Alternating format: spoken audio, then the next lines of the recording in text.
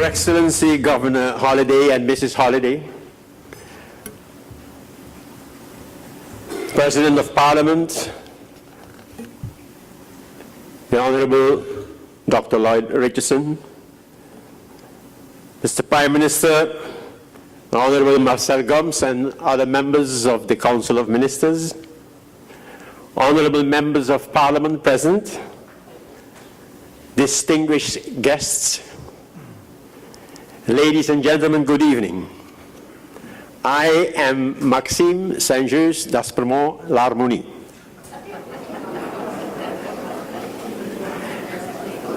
I felt good. I don't get a chance to use my full name too often. Maxime Saint-Just d'Aspremont l'Harmonie. And I have the honor, ladies and gentlemen, to be your master of ceremony for this evening. And on behalf of the Governor of St. Martin, His Excellency Ms. Eugene Holliday, I hereby bid you a very warm welcome to this King's Day reception 2015.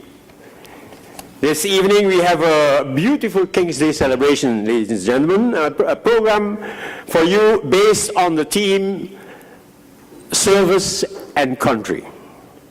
The program, as you can see on your program cards, includes, among others, a presentation, appreciation of service of our men and women to our country, the Royal Decoration Ceremony, and of course, the highlight of the evening, the decoration, and buffet dinner we have, and an entertainment in form of song, dance, and poetry, an impressive manifestation of talent and culture on the country we so dearly love. Once again, on behalf of the Governor, I welcome you, and I do hope that you will have a very enjoyable evening. As your Masters of Ceremony, it is my pleasure now to invite the Governor of St. Martin, His Excellency Mr. Eugene Holliday, to address you.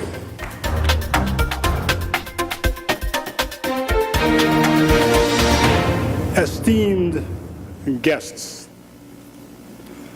I do not have such a beautiful name as our Masters of Ceremony.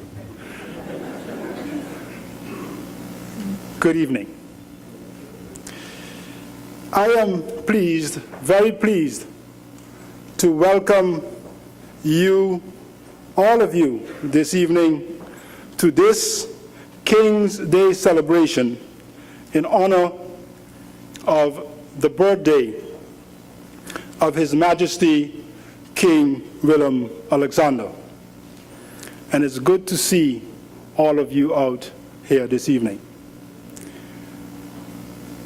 The theme I chose for this evening is service and country. As a result, I have prepared my message around the question, how do we stand?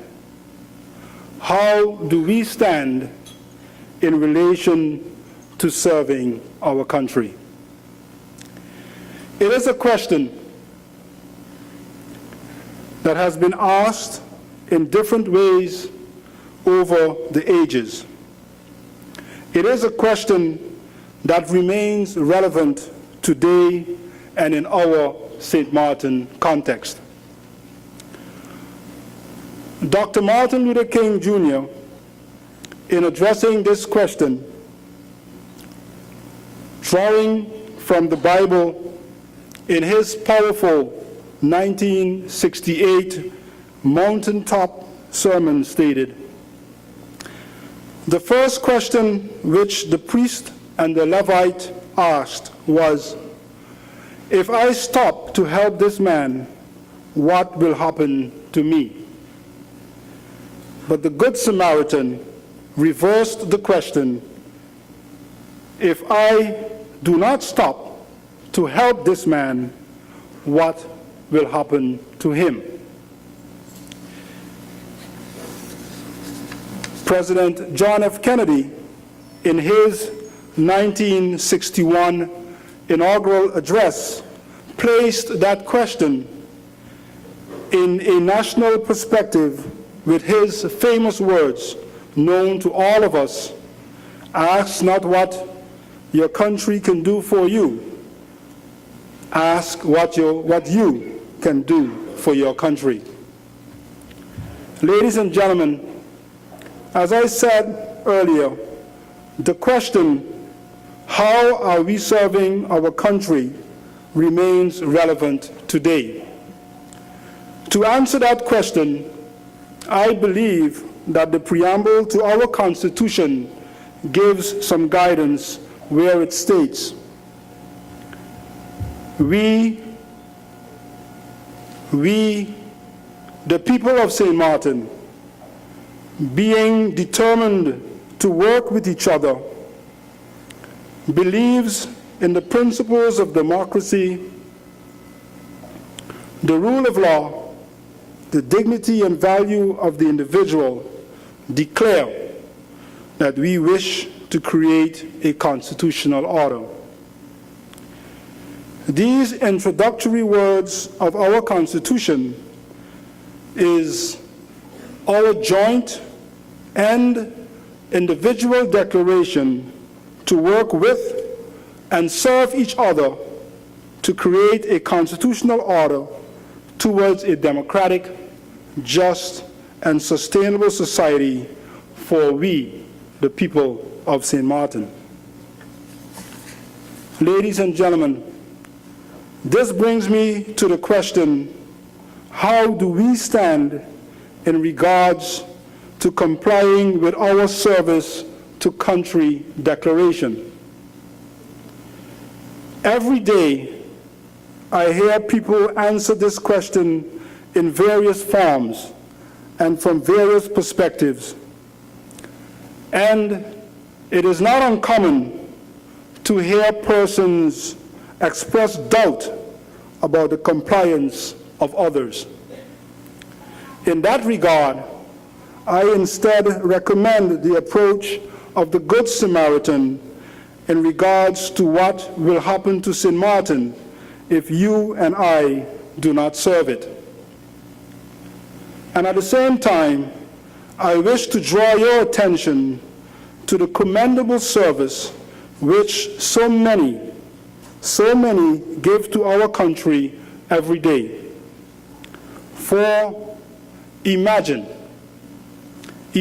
just for a moment what our society would be like without the service of, amongst others, our committed teachers to educate our children, our caring nurses and doctors to care for our sick, our dedicated policemen to maintain law and order, our passionate artists to protect and enrich our culture, our loyal preservationists to protect our environment, or our many devoted, loyal community leaders who volunteer their time and knowledge for our social enrichment.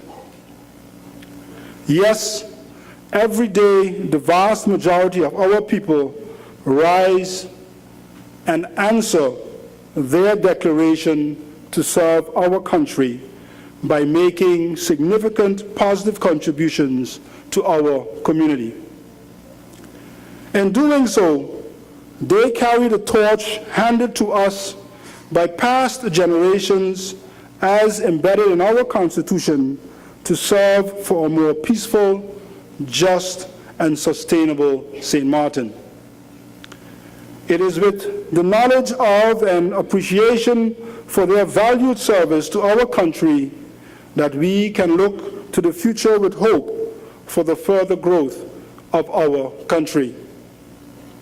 Ladies and gentlemen, it is in that light that we shall, in a few moments, stand still to highlight the contributions and achievements of a few of our brothers and sisters who have been singled out to receive royal decorations.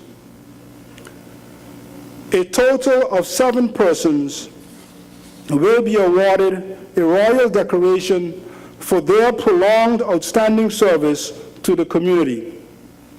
They will be presented to you in a short while by underlining the mark they have made in St. Martin in a variety of areas, ranging from the promotion and development of sports and culture, the advancement of social justice, working with and counseling of our underprivileged youths, the stimulation and development of art and music, the empowerment of youth and faith-based work, social activism, defending the cause of the elderly, monument preservation, and educational and community development. This overview is but a summary of the variety of fields in which these individuals have rendered committed service to our country over a prolonged number of years. Committed involvement in service to our country, and in particular in the care for and development of our youth, is essential for the further building of St. Martin. As I move to issue royal decorations to the 7 selected persons, 2 of whom could not be present this evening, I call on you to let their work be an inspiration for all of us to strive to comply with our declaration to render service for our country. Service aimed at securing a more peaceful, just, and sustainable St. Martin. Ladies and gentlemen, it is an honor and special distinction to be awarded a royal decoration, and I thus hereby, in closing, take this opportunity to first extend my appreciation to each of the 2015 recipients of royal decorations for their exemplary service to our community, and second, to convey my congratulations to each of the honorees individually and to their family and friends. Thus, as we continue the tradition of celebrating King's Day with an emphasis on service to country, I wish you an enjoyable evening. Thank you, God bless you, and God bless St. Martin.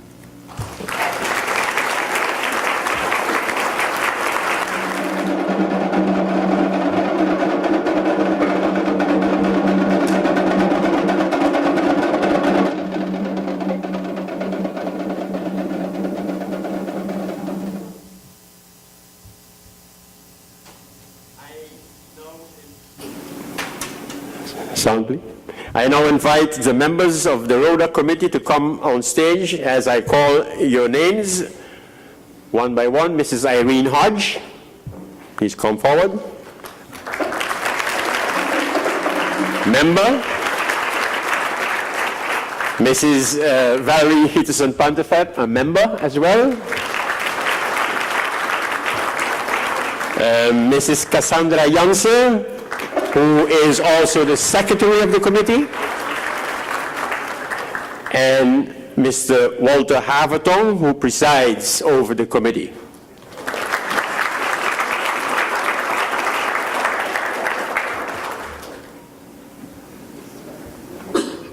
Ladies and gentlemen, the members of the Royal Decoration Committee of St. Martin, Rodak.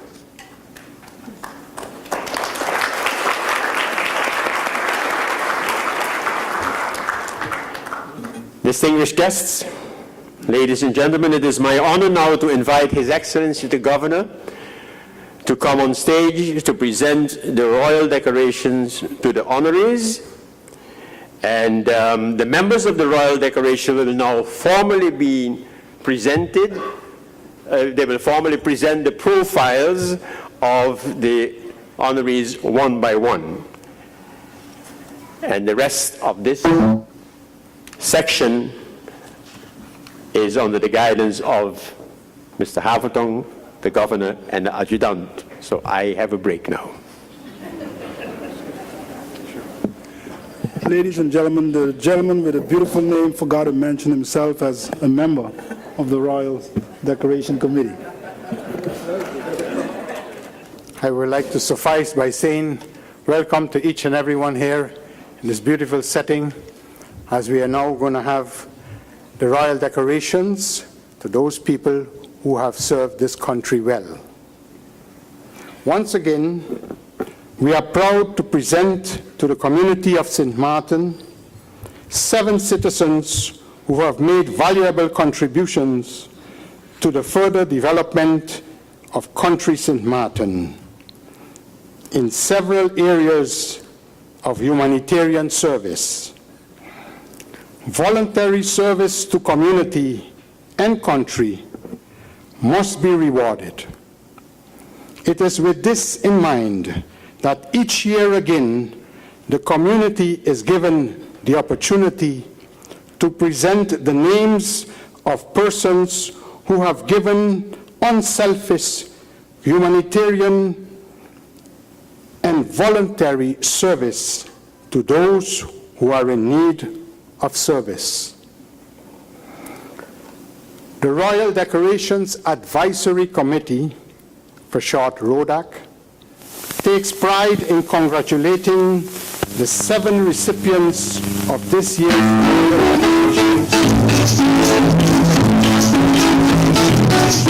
from RODAC. I now invite Member Valerie to make the first presentation. Through his business activities, he has been able to give back to the community and has been able to support various organizations within the St. Martin Society. His primary area of focus has been the development of sports, with major emphasis on cricket. He was very instrumental in forming the St. Martin Cricket Association. The local association spread its wings and became a member of the Leeward Island Cricket Association. Due to the investments made into the development of the sports of cricket, St. Martin players have made significant progress, and he would like to see them play at the international level, a feat which he continues to work towards with all those involved in cricket today. Through his hard work together with the association, a youth team has also been established for the age group 10 to 20 years, along with a women's team. He has always been an inspiration to the youth, encouraging them to excel in their endeavors. Here are some highlights of his activities to promote the sport of cricket. He served as president of the St. Martin Cricket Association for many years. He secured a place to play cricket at the Carib Lumber Ballpark. He started and financed the development of the youth cricket. He established cricket programs for schools. He formalized St. Martin's membership as part of Leeward Islands Cricket Association. He assisted young players to establish scholarships in Holland and in England. His motto, sports and culture contribute to a healthy society. Ladies and gentlemen, please help us welcome on stage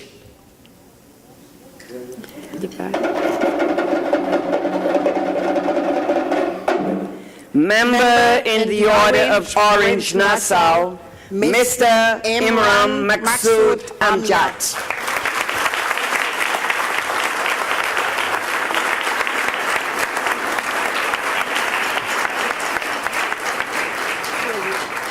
He is known by many as a man of many talents and faces.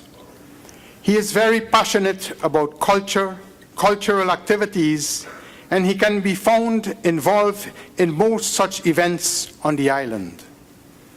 That is also the reason why he was the best choice for the position of Director of the Phillipsburg Community and Cultural Center when it was refurbished and reopened. He served on the Carnival Committee and has been involved in almost all committees with the organization of St. Martin's Day celebrations. In 1999, he received the award of Volunteer of the Year by Sunfet organization.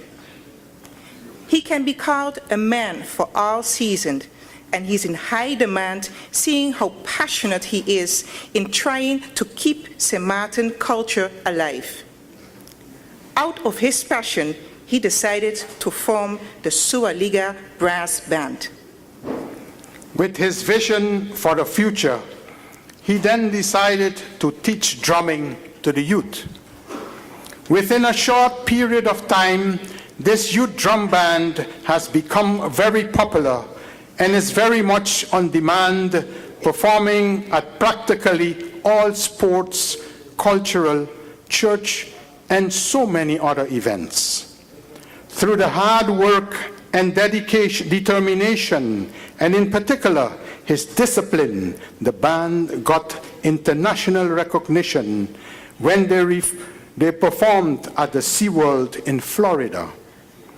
He has not only taught the youths drumming and music, but together with his group of volunteers, he has instilled in them discipline, good moral and social values, and has groomed them into respectable and well-mannered youngsters.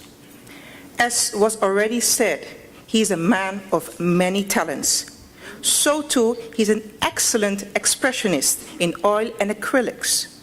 He has showcased quite a number of his works at various exhibitions, and many of his paintings can be seen on the walls of several prominent buildings. He received his art training from well-known art instructor, Miss Ruby Butte. His multi-musical talent, with his undying passion to promote the culture in St. Martin, and his friendly and dynamic personality makes him deserving of this honor. Ladies and gentlemen, member in the Order of Orange Nassau is none other than Mr. Ermin Alfonso Dormoy, known as Yume.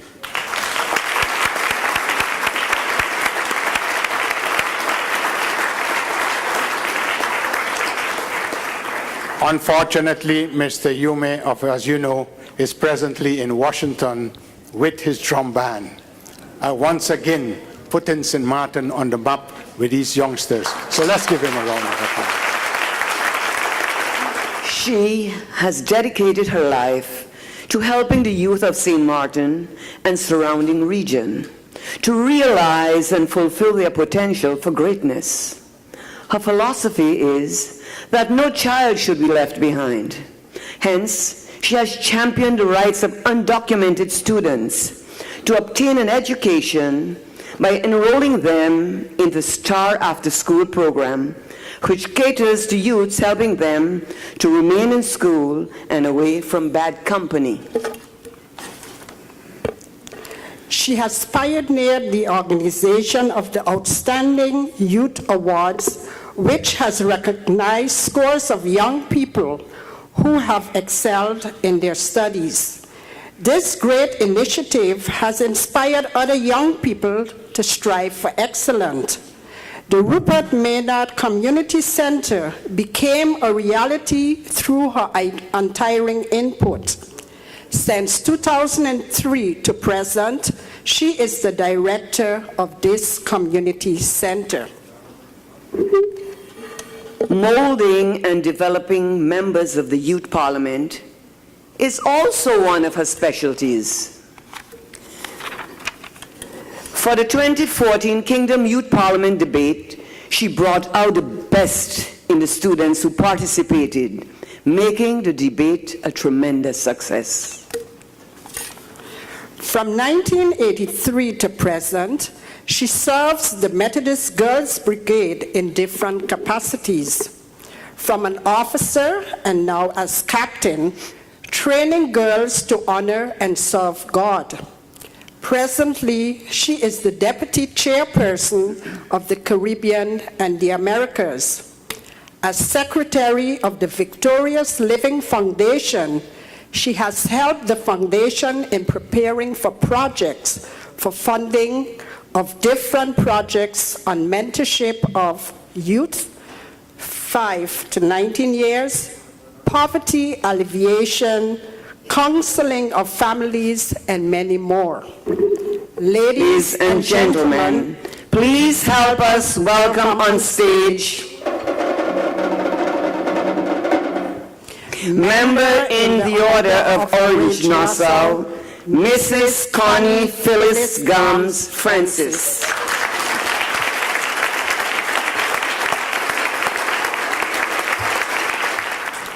When someone can still function on several judicial and healthcare committees at such a respectable age, this must certainly be admired and honored. As a judge at the Court of First Instance on St. Martin for many years, she has made valuable contributions to the development of the Netherlands Antilles as a whole and St. Martin in particular. Many who worked with her have gained much knowledge and experience, in particular through her excellent performance and her disciplined way of dealing with cases and people.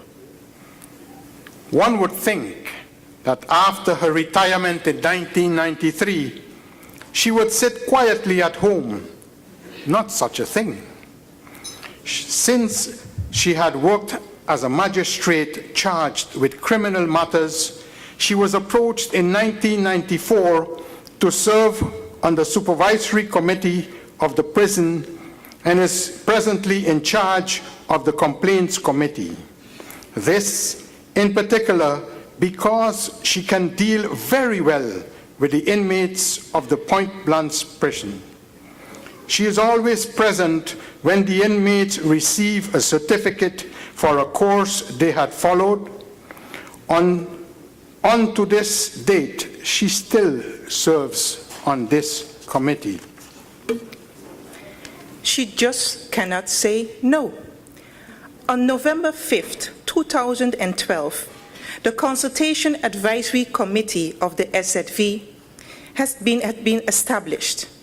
And guess what? She was also appointed a member of this committee, handling letters of objection in accordance with the National Ordinance on Healthcare. Her insight in human character, legal knowledge, and in particular her knowledge of the St. Martin Society allow her at the respectable age of 91, and I repeat, 91, to continue making a considerable contribution to decision-making in the many committees which she serves on. Ladies and gentlemen, this member in the Order of Orange Nassau is none other than Mistress Angelina Dorothea Hogeboezem Brinker.